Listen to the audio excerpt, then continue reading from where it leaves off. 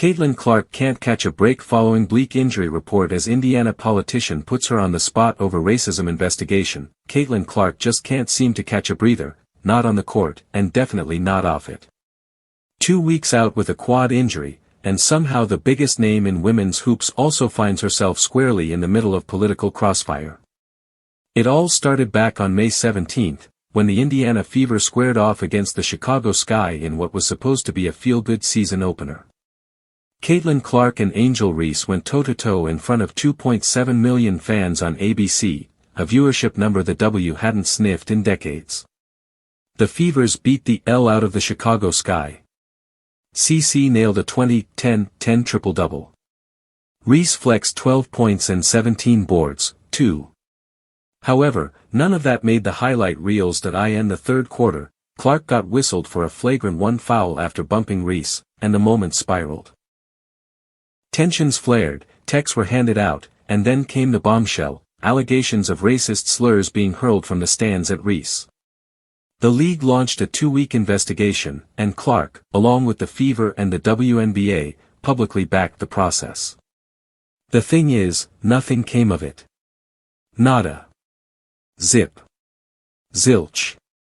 The league finally admitted they couldn't find a single shred of evidence, saying, "We have investigated the report of racist fan behavior in the vicinity of the court during the May 17, 2025, Chicago Sky at Indiana Fever game, based on information gathered to date, including from relevant fans, team, and arena staff, as well as audio and video review of the game. We have not substantiated it."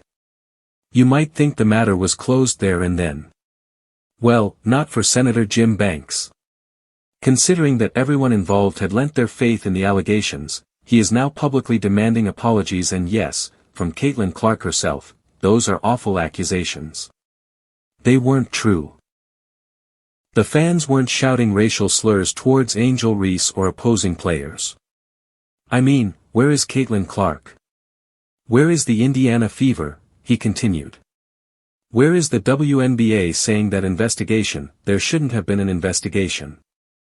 The allegations were false. Where's the apology?